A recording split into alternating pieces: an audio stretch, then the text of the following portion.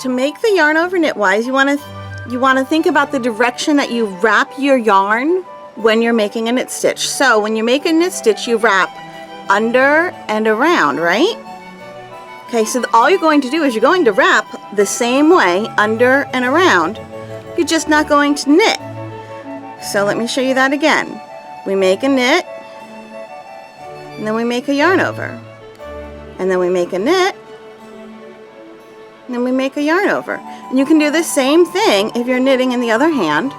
Okay, here's a knit stitch. Here's a yarn over. Here's a knit.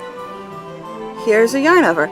So you're doing that same motion, you're just doing it without actually knitting a stitch. That's all it takes.